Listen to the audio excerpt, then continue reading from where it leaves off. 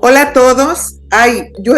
Es domingo 6 de noviembre y estoy con una gran amiga. Mi amiga Florencia. Florencia y yo nos conocimos hace muchos años en Argentina. Ella es de Buenos Aires, la doctora Florencia Laineado.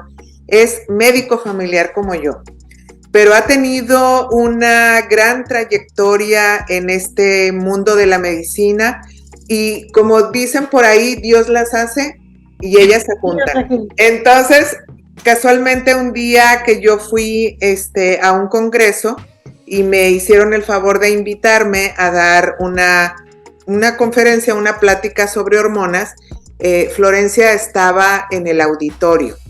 Y entonces luego ella se acercó, empezamos a conversar y de ahí ha surgido, creo yo, una gran amistad. Estoy convencida de que hay una admiración mutua y que nos han unido muchos proyectos y nos seguirán uniendo porque por supuesto que las dos estamos encaminadas en estudiar, en encontrar la razón de muchas de las cosas que nos han intrigado en la medicina. Y bueno, ella es, ya les digo, médico familiar, es deportóloga y tiene un conocimiento vastísimo. Pocas gentes, creo yo, que yo he conocido tienen el conocimiento sobre nutrición, porque ella se ha metido en este mar tan grande de conocimiento sobre eso, sabe muchísimo sobre muchos tipos de dieta, por decirlo así, y entonces para mí es un honor y es un gusto volvernos a encontrar en un Zoom, porque yo quiero tocar en esta ocasión, seguramente que va a haber muchas, porque yo sé que ella es entusiasta y que gusta además cooperar conmigo. A mí me gustaría ahora hablar sobre algunas cosas en específico. Florencia, te doy la bienvenida. Ay, muchas gracias, sí, un placer enorme, amiga, estar con vos. Nada, cada vez que nos juntamos es una explosión de alegría y de conocimiento, yo aprendo un montón y hay temas como el que vamos a tocar hoy que creo que son fundamentales, porque creo que hay una mirada que hay que tener de lo que tiene que ver con la alimentación, de que, como decía Hipócrates, en realidad somos lo que comemos y uno se enferma y se sana de acuerdo a lo que come. Y si bien yo creo que, como estábamos hablando nosotras recién hace un ratito, creo que hoy ya no cabe duda de que la gente sabe que es por ahí, que es por el lado de la nutrición, por donde uno tiene que buscar la respuesta, mejorar la calidad de vida y realmente curar, esa palabra que a veces está medio olvidada en medicina, pero que realmente nos podemos curar y sanar. El tema es que la gente no tiene idea qué. Es como que hay mucho mito y mucha grieta entre las diferentes dietas que se pueden hacer. Es así, una de las cosas es el desconocimiento. Imagínate, Florencia, que yo siempre he pensado, si entre los médicos hay desconocimiento sobre la nutrición, imagínate cómo le podemos exigir a la gente al público en general, a los pacientes, que sepan. O sea, el médico a veces dice, tiene que bajar de peso. Sí, pero no se entiende el tema de que la obesidad va más allá de una cirugía, de una dieta, de poner un balón intragástrico, que eso luego hablaremos algún día sobre obesidad y lo complejo que es esto. Pero yo quería en específico que habláramos sobre que en la nutrición hay un montón como de modas, ¿no es cierto? O sea, como que la gente sabe que la dieta cetogénica, la dieta no sé qué, la dieta vegetariana, es totalmente, digamos, la opción ser vegetariano. Mira, viste que vos dijiste algo que es verdad. Vos y yo somos médicas de familia, ¿sí? Para mí sos realmente de corazón, te quiero porque sos mi amiga, pero además tengo una admiración terrible. Ahora, para mí, vos sos una médica de familia increíble. Para mí, la mejor médica de familia que yo conozco. Pero eso no quiere decir, en serio, que todos los médicos de familia sean buenos. Y yo creo que con las dietas pasa lo mismo. La dieta vegetariana es buena, es que no todo el mundo hace la misma dieta vegetariana. Y no todo el mundo metaboliza igual los hidratos de carbono de una dieta vegetariana. Entonces, yo creo que estamos hoy en un punto de la medicina donde la personalización con tanto estudio epigenético y de la microbiota juega un rol fundamental en el momento de personalizar y hacer a medida el plan de alimentación de un paciente.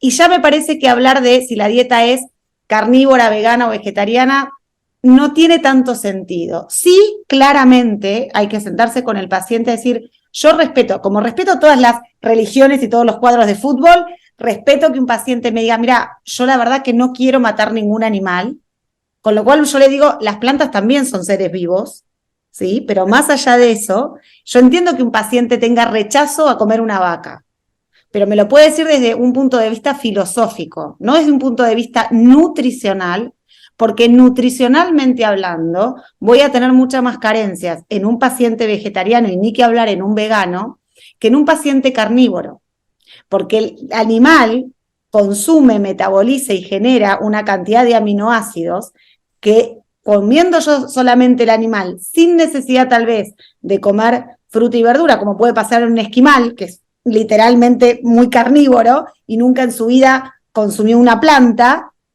la verdad que está muy bien nutrido. Eso no quiere decir que yo no llegue a una buena nutrición en un paciente vegetariano, pero necesito a alguien que lo guíe, que lo estudie, que lo mida, porque lo que se mide tiende a mejorar. Entonces, hablando mucho hoy de la realidad de hoy en día, yo creo que el tema de la microbiota y el tema de las hormonas son fundamentales. Y si bien hay mucho auge de las hormonas, de lo que puede ser los pellets de testosterona o el uso de estrógenos o progesterona, las hormonas, como yo recién hablaba con vos, que veía en el libro de Hormone Fix, más importantes son el cortisol, la insulina y la oxitocina. Y el punto clave es la insulina. Cualquier plan de alimentación en donde yo logre tener unos niveles de insulina bajos y por ende no tenga picos de cortisol, va a ser un buen plan de tratamiento y un buen plan nutricional.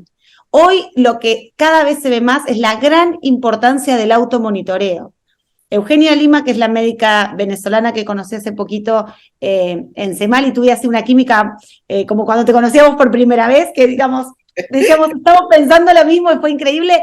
Ella dio una clase de automonitoreo y cuando yo estuve ahora en el Low Carb en San Diego, la mayoría de los médicos tenían el freestyle, el botón para monitoreo continuo de glucosa.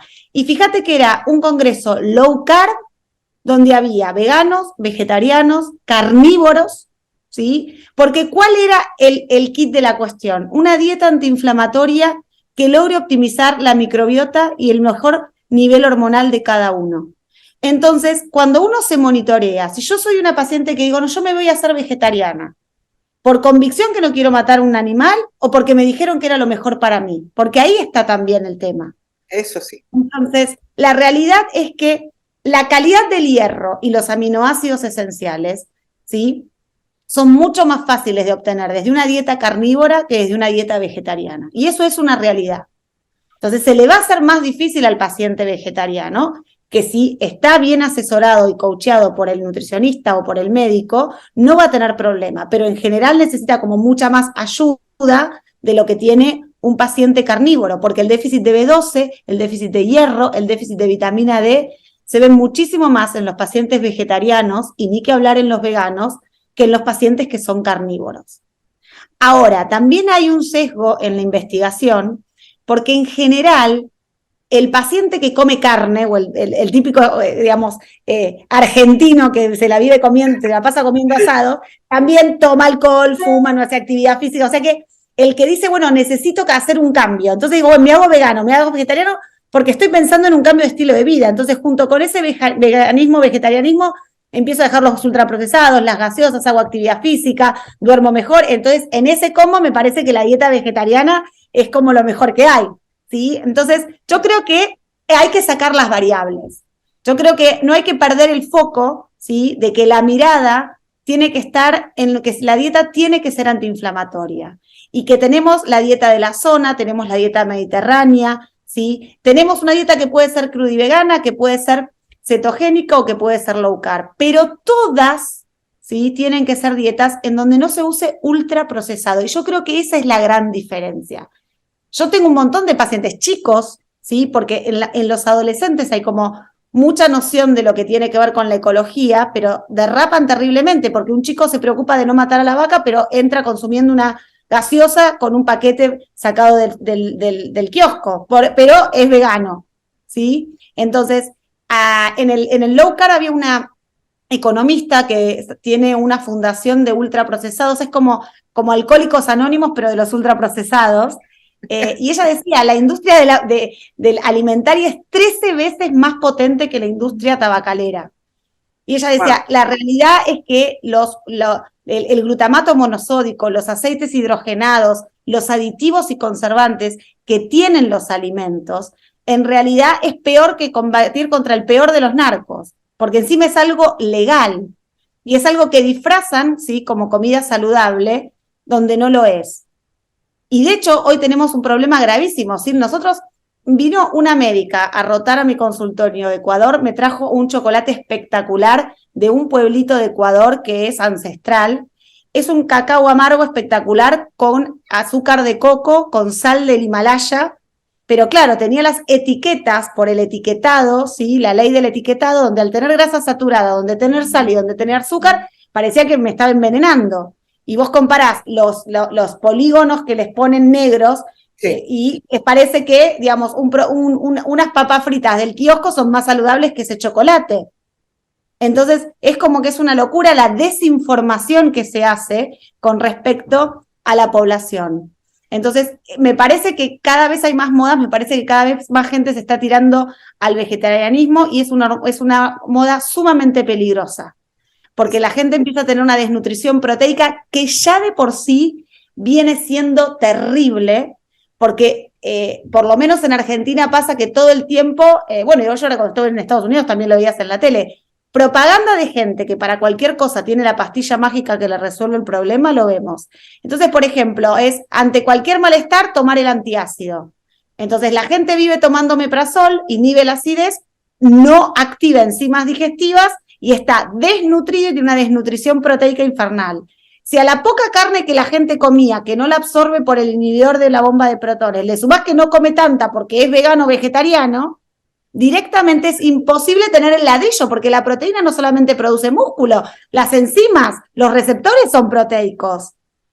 Entonces, tenés una población completamente alimentada, pero de un grado de desnutrición impresionante, porque no llega a tener la mínima absorción, esto de lo que hablamos de cómo uno absorbe la biodisponibilidad de los alimentos. No es lo mismo la biodisponibilidad de la proteína de origen vegetal a la proteína de origen animal.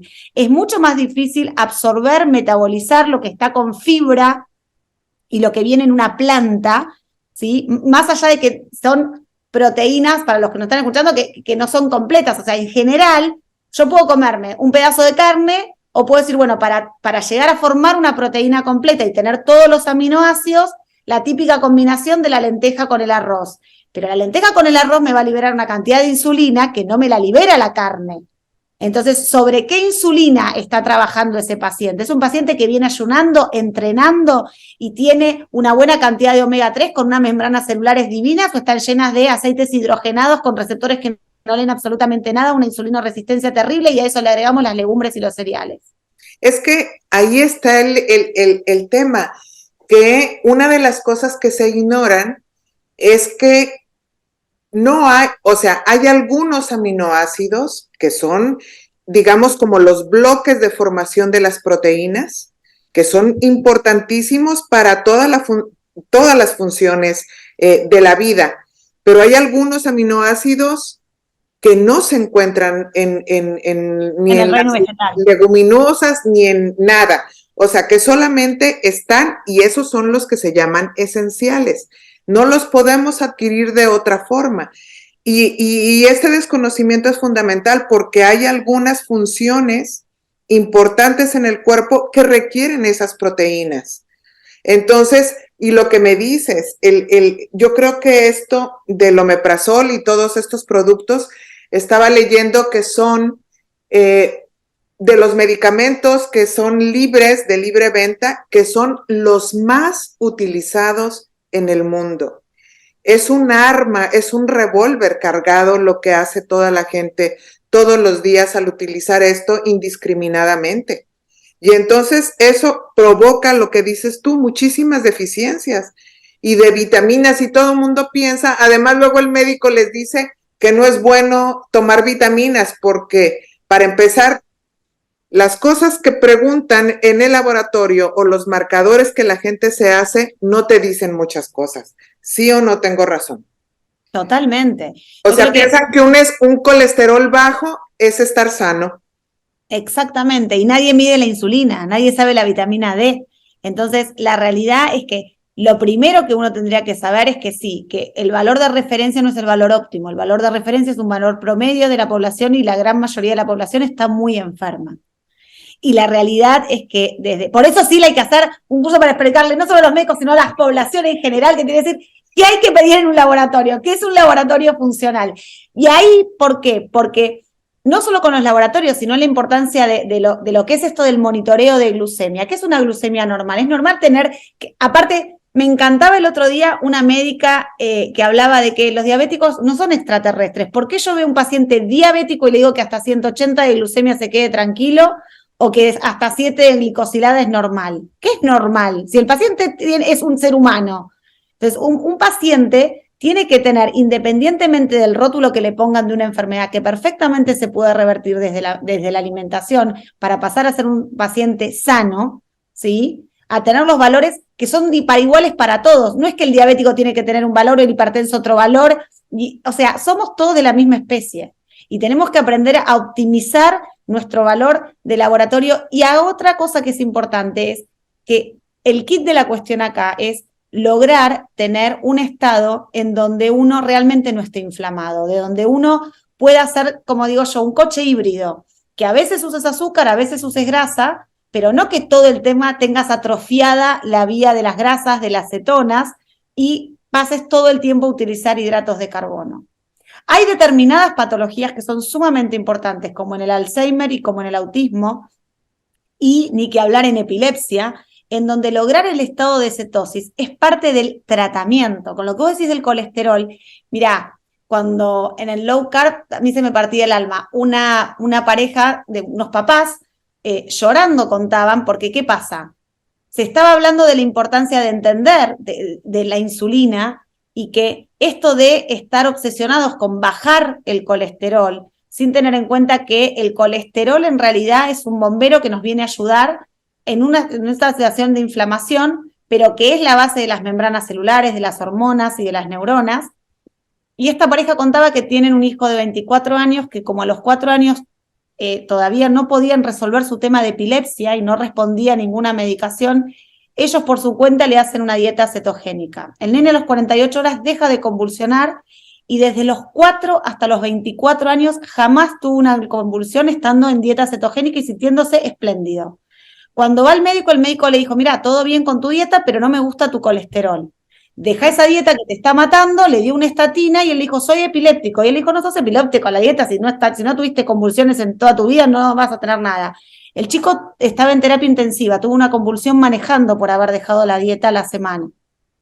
Entonces, los padres decían, ¿cómo puede ser que haya, digamos, tan mala información y desinformación, ¿sí? desde la misma medicina? Y la realidad es que, como vos decís, si ni siquiera los médicos se ponen de acuerdo, mucho más difícil es para el paciente. Y el paciente, creo que hoy en esa búsqueda desesperada de que no tiene buena calidad de vida, agarra como manotazo de ahogado. Algunos porque por miedo a la ecología mundial, pero si uno ve el documental de Magic Pill en un momento que hizo Permuten con Catherine Shanahan, la deportóloga de la NBA, hay una parte de donde una médica que era vegana explica que, a ver, como yo digo, no está mal comer la vaca desde mi punto de vista, el tema es no maltratar la vaca. Una cosa es una vaca que pastorea, que está al aire libre, que tiene vitamina D y que yo la puedo comer como parte de la cadena alimentaria. Y otra cosa es el hacinamiento, sí, de las vacas dándoles cereales transgénicos donde se revienta el intestino, donde la Escherichia coli impregna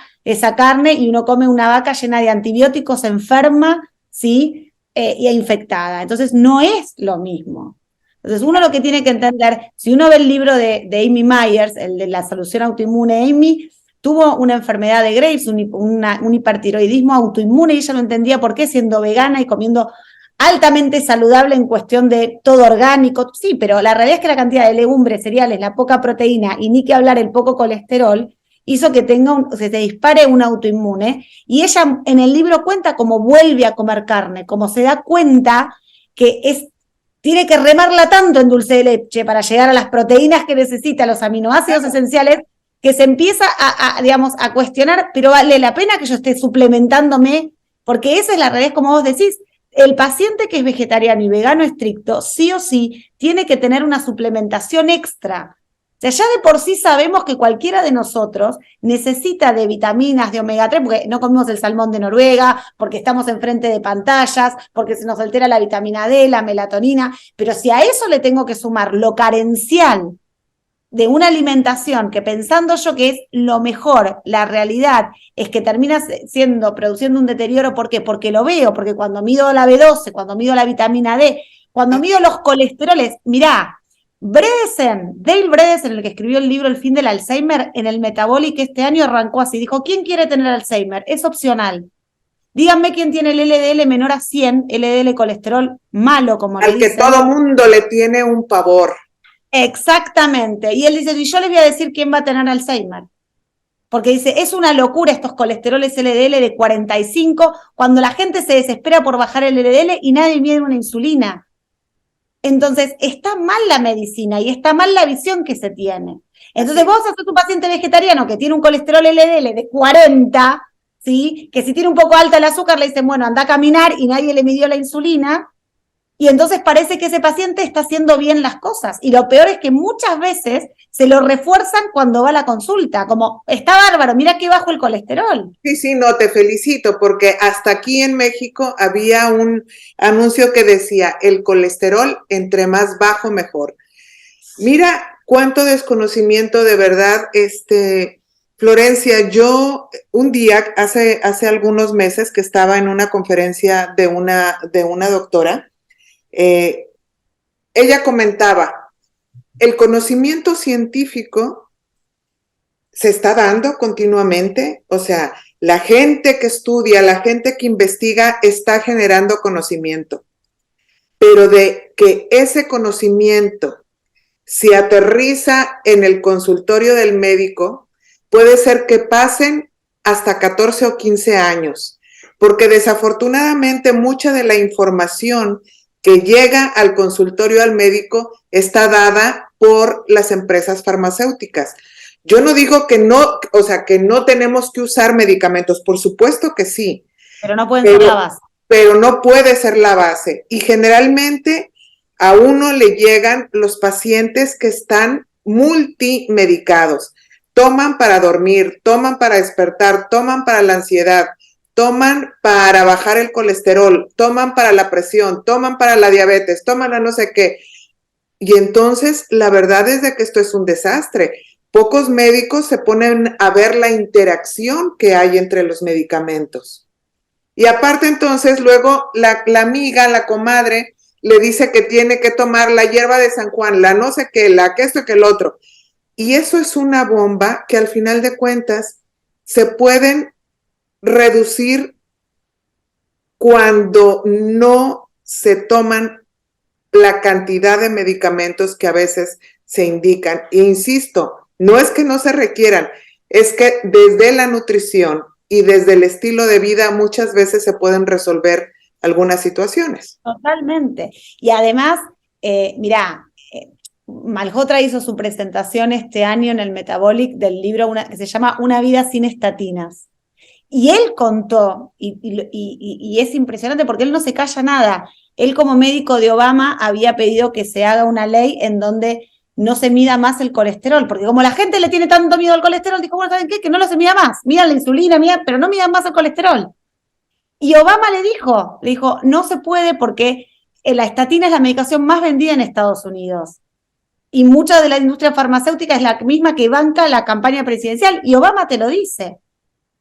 Y también tenés, yo cuando esa desesperación, porque se mostraban la gran importancia de que cuando vos haces una dieta subiendo los colesteroles, bajando la insulina, que es la insulinoresistencia, la que genera la enfermedad cardiovascular, la que genera un Alzheimer que se lo llama diabetes tipo 3, y en donde el miedo en las dietas vegetarianas es que se consume demasiado a veces legumbres y cereales generando insulinas muy altas, Sí. con insulinoresistencias por falta de omega 3, porque ni siquiera toman el DHA de microalgas, sino que no quieren nada que venga del pescado, entonces no hay suficiente omega, y entonces las membranas celulares muchas veces tienen aceites hidrogenados de maíz, de girasol, que son vegetarianos, pero son hidrogenados.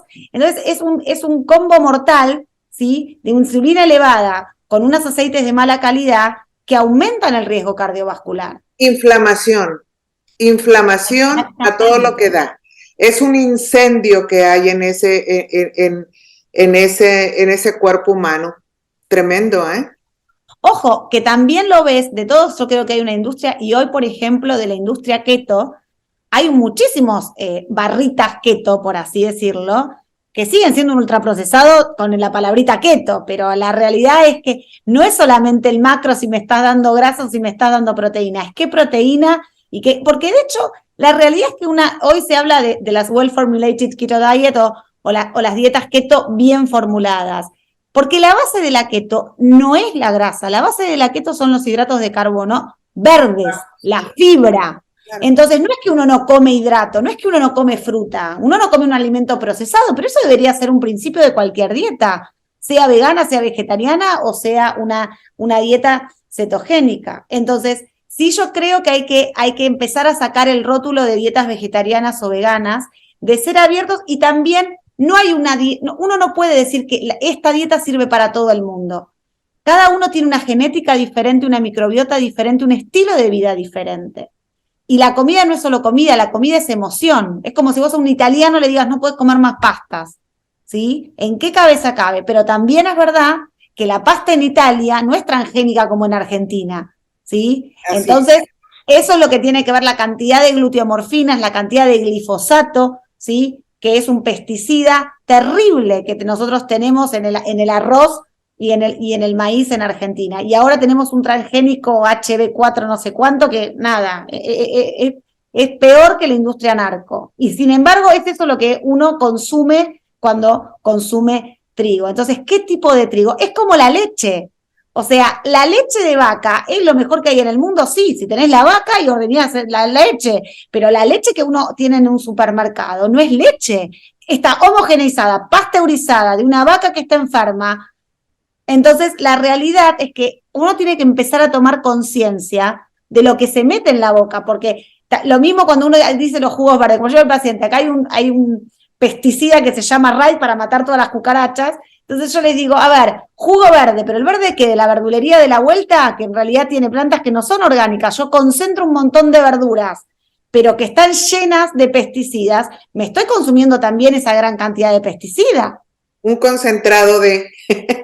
Entonces yo lo que creo que, y ahí es, bueno, no se puede comer nada, sí, pero uno tiene que medir, tiene que hacer laboratorios, tiene que medir el perfil de inflamación celular, ver la necesidad de omega 3, ver la cantidad de insulina, ver cómo se siente el paciente, hacer ayunos, tratar de mantener el hígado lo más limpio posible, ¿sí? Ayudarse con sustancias como puede ser el cardomariano o la silimarina. La realidad es que yo creo que hoy todas las dietas se unifican en la palabra inflamación, en la palabra antiinflamatoria. Y de acuerdo a los gustos y características de cada uno, obviamente, si yo tengo un deportista de alto rendimiento, va a ser muy difícil que con una dieta vegana pueda lograr la cantidad de proteínas necesarias sin suplementarme. Es verdad que hay muchos deportistas que son veganos, pero todos se suplementan porque no, la cantidad de proteínas si no hace que se lesionen. No se recuperan sus músculos, imagínate. Exactamente. No, y es que al final de cuentas muchas cosas surgen en base a intereses económicos y yo creo que algunas personas ven, por ejemplo, un programa donde se dice que los marcadores, el colesterol les baja a todos los veganos. Sí, pero ya estamos viendo que esa no es. No está bueno. Es el marcador que nos debe de guiar. Al final de cuentas, lo que se ha ignorado hasta el momento es el rol fundamental de la insulina como un generador de inflamación también, dentro de todas las deficiencias de omega 3 y tal, y es lo que generalmente no se pide. Entonces, vayamos a la raíz del asunto, estudiar bien al paciente antes de, en un momento dado, que tome cualquier decisión de irse por una dieta vegana en base a un programa que vio en la televisión, donde le dijeron que todos los que son veganos están perfectamente sanos. No lo sabemos. Exactamente, ¿no? Y además muchas veces es contra qué lo comparás. O sea, porque si yo tengo un paciente que vive consumiendo comida procesada, comida rápida, gaseosa, ¿sí? Y en esa carne come achuras, come embutidos, utiliza aceites de mala calidad y de repente se vuelve vegetariano comiendo verduras y frutas, está bien. Seguramente mucho de lo malo que comía lo sacó.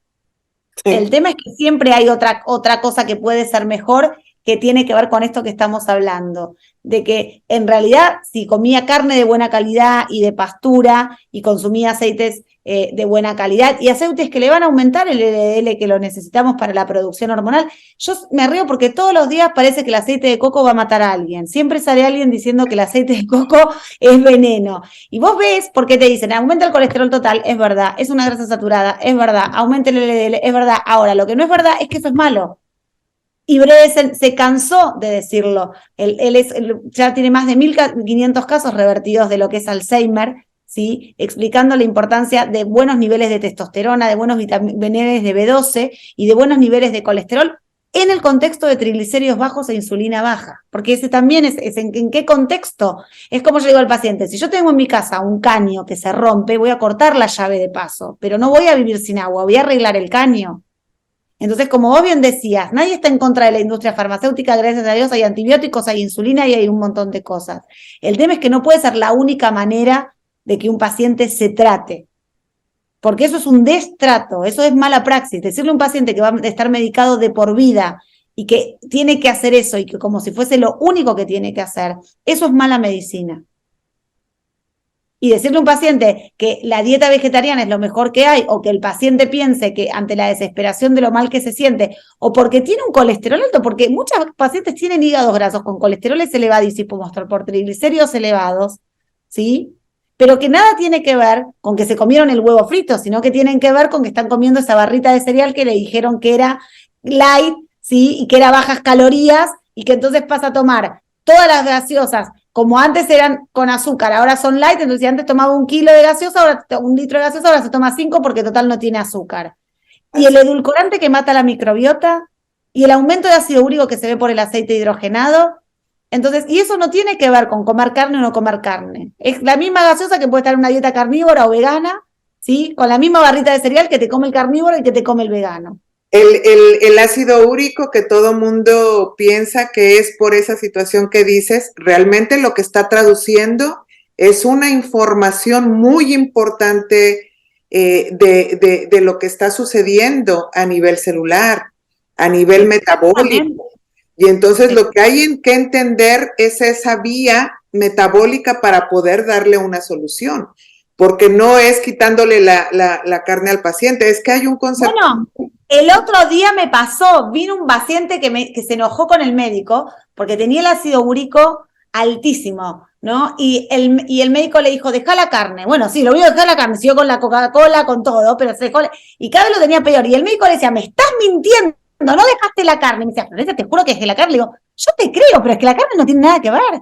El último libro de Permuter se llama Drop Acid, es Bajen el ácido úrico, es el título del libro. Y él te explica que el ácido úrico es un hígado graso, es un hígado fructosado, es un hígado con jarabe de maíz de alta fructosa y la carne no tiene jarabe de maíz de alta fructosa. Entonces, por más que un paciente deje la carne, el ácido úrico te está diciendo el déficit de ATP, el déficit energético que está teniendo ese hígado, que está agotado, que se está ahogando de la cantidad de legumbres, de cereales, junto con el jarabe de maíz y todos los conservantes y aditivos, que él no puede más. Entonces, un paciente que vaya al médico y porque tiene gota, se le da la medicación para bajar la gota y se le dice, deja la carne y los mariscos, es una cosa que es como, o sea, cada vez el paciente va a estar peor, y lo peor es que no te creen que hicieron la dieta, hacen la dieta mal, porque si encima tenía ácido úrico, ahora ni siquiera tienen proteínas. Y lo peor es que el ácido úrico claramente va a aumentar, porque si yo a un paciente le digo, sacate la carne, ¿con qué se va a llenar? Lo que pasa, Sil, es que un paciente que no come proteína, lamentablemente, consume más hidrato de carbono, porque compensa de alguna manera. El paciente no es que se la pasa lechuga, come mucha más legumbre, come mucho más cereal. Y es como los antibióticos o como la industria farmacéutica. Yo no digo que la gente no coma legumbres y cereales, pero no puede ser, no debería ser la base de la alimentación. Stephen Gundry, en el libro La paradoja vegetal y la paradoja del rejuvenecimiento, él habla que es bueno tener una dieta tendiendo a tener buenas porciones de verduras y de fruta, pero con los cereales él es muy cauto, y él dice, si bien yo toda mi vida tuve una dieta más tendiendo a vegetariana, la realidad es que él empezó a tener mucho más ingesta de omega 3, de caldo de huesos. ¿Sí? Muy importante. Es muy importante, la cantidad de colágeno que nos aporta el caldo de huesos es fundamental, porque el colágeno, es simple, no podés comparar la textura del hueso de la vaca, ¿sí? con lo duro que puede ser una rama. Nosotros no somos como la rama, nosotros necesitamos hueso, ¿entendés? Entonces, nuestros aminoácidos son distintos. Entonces, mi esqueleto, ¿sí? No es un tallo verde. Yo necesito hueso, necesito colágeno, y aunque coma la vaca, generalmente el hueso no lo como. Entonces, como la proteína, no como el cemento, como el ladrillo, no como el cemento.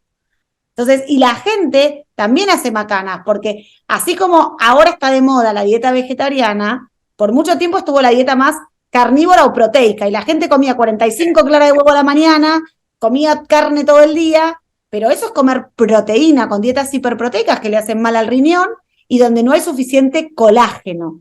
Entonces, me compro un montón de ladrillos, no tengo cemento, se me cae la estructura. Entonces, y ahí es tan importante la relación glicina-metionina, porque los aminoácidos tienen que tener un equilibrio. Todo es el yin y el yang, todo tiene que estar equilibrado. No es tan simple, por eso uno tiene que estudiar tanto y por eso nosotros nos apasiona la nutrición y es lo que uno le tiene que explicar al paciente. No es tan simple. Yo creo que también esto de ser tan drásticos, el que es ultra vegano, ultra vegetariano, ¿entendés? Entonces, la balanza se te desequilibra porque sos puro hidrato, no comes grasa, o sos pura proteína y no comes hidratos, y eso está mal. Uno tiene que tener una dieta equilibrada. El tema es que nadie entiende lo que es el equilibrio. Así es. Así es. Y el equilibrio está en los macronutrientes, que son proteína, las grasas, los carbohidratos, pero que la calidad, el tipo, y depende de cada persona también. Hay gente en las que se tiene que adecuar todas las situaciones y siempre buscando lo que tú dices, no provocar inflamación, no irse a los extremos, no hacer cosas porque se pusieron de moda. Yo insisto mucho en eso porque es triste ver que andamos de acuerdo a como se nos dictan algunas personas que inclusive no saben, claro, que no tienen idea de lo que realmente es fundamental y cómo de conseguir este equilibrio, este bienestar, esta salud, es muy importante. Sí, mira, en el low carb habló una paciente, ¿sí? Es una chica de color que habló de la dieta carnívora, y en relación específica a la microbiota, si bien uno puede cambiar su microbiota y por eso es tan importante la epigenética y uno expresa las enfermedades de acuerdo a la flora intestinal que tiene, hay una microbiota característica que no es lo mismo de la gente europea, de la gente latina, ¿sí? De los americanos, y en la gente de color, específicamente en la gente de raza negra, hay un muy mal metabolismo de lo que serían los que nosotros llamamos prebióticos o de la fibra. La realidad es que las posibilidades de que un paciente de color, vos le digas, mira, come lechuga y se hinche como un globo, es altísima. Si bien le pasa a mucha gente, pero genéticamente hablando y por el tipo de microbiota que tienen, son pacientes que en lugar de que vos le des el prebiótico y junto con el probiótico, que sería la flora, eso genere un ácido graso de cadena corta, le es mucho más efectivo darle el ácido graso de cadena corta, que sería lo que llamamos el posbiótico, que sería la manteca ghee, la manteca clarificada, para llegar a tener una buena salud, no solamente intestinal, sino cerebral. Entonces, por eso son pacientes que les resulta muchísimo más beneficioso consumir carnes con manteca en lugar de darles la ensalada. Y eso tiene que ver por el tipo de microbiota característica que tiene este tipo de raza y que muchas veces nosotros nos pasa, ¿por qué? Porque el abuso de antibióticos, el abuso de inhibidores de la bomba de protones nos achica mucho la diversidad microbiana. Entonces uno le dice al paciente, hay que comer mucha verdura, pero el paciente dice, pero yo como verdura y me echo como un globo, me siento mal. ¿Por qué? Porque no puedo metabolizar, ¿sí? esa fibra que estoy consumiendo por mi mala flora. Entonces, en un primer momento, un paciente que tiene una disbiosis, lo que le tengo que dar es el ácido graso de cadena corta directamente con 0 fibra, y eso no lo puedo lograr desde una dieta vegetariana. Entonces, hasta que el paciente, digamos, reeduque y mejore y haga lo que se llaman las 4 R's de la reversión de la permeabilidad intestinal, del leaky gut, donde haga primero una dieta que remueve, después pavimente, ¿y con qué pavimentamos? Con glutamina. ¿Y dónde está la glutamina? Y en el caldo de huesos. Si bien yo puedo usar colágeno, puedo usar, y en el vegetariano el colágeno sería la membranita del huevo, eso transparente blanquito, pero el que es vegano, que ni siquiera te come el huevo, no hay manera de que lo obtenga. Entonces va a tener unos agujeros en el intestino impresionantes. Y eso estadísticamente, dime. Claro, eso. Y eso causa estadísticamente que el deterioro cognitivo en ese tipo de pacientes es muchísimo más alto. Es así. O sea, la persona que tiene una permeabilidad intestinal muy seguramente tiene un proceso inflamatorio también a nivel del sistema nervioso. Por explicarlo, algo que se llama permeabilidad de la barrera hematoencefálica. O sea, son personas que van a tener deterioro intelectual, que pueden tener depresión, que pueden tener un montón de datos, y entonces todo se remedia con un antidepresivo, no. Claro. Se tiene que ir por otro lado. Florencia, yo creo que como está estructurada estas entrevistas, charlas. Entrevistas, así se quedan con las ganas para escucharnos la próxima vez, porque si no, no vamos a volver porque sí, la persona que me colabora con esto me dice, deben de ser más o menos como de 25 minutos, pero tú y yo no podemos hablar 25 minutos porque nos vamos, como decía mi mamá, como hilo de media.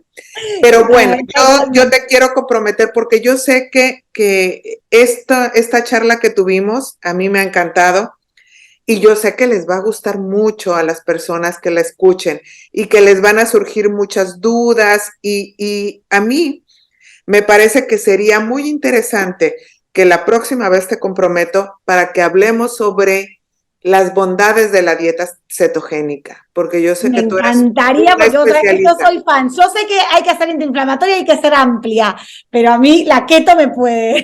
No, yo te acuerdas que antes tenía mis bemoles así, decía, pero ya he leído mucho gracias a ti, he aprendido muchas cosas, he entendido que se puede transitar y siempre buscando hacer algo antiinflamatorio, pero tenemos que transitar y todo depende del paciente y depende de muchas cosas y del laboratorio realmente funcional que estemos haciendo, no nada más con esas pruebitas que te dicen, el colesterol está bien.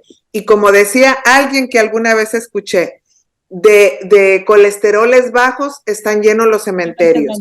O sea, no necesariamente, y nos vamos yo creo que con eso. No necesariamente, por eso tenemos que buscar otras cosas que nos dan mucha información sobre el estado real y sobre el pronóstico y sobre las cosas que se tienen que hacer, porque si no, entonces estamos perdidos y estamos atrasados 15 años en la evidencia científica y eso, bueno, tú y yo no queremos estar así. No, por eso estamos siempre actualizadas y dando la información. Me fascina esto, te agradezco un montón, te quiero, amiga, sos lo más. Hasta el próximo podcast, así que un placer enorme. Y me comprometo, me encantó. Próxima hablamos de eso. Chau, chau.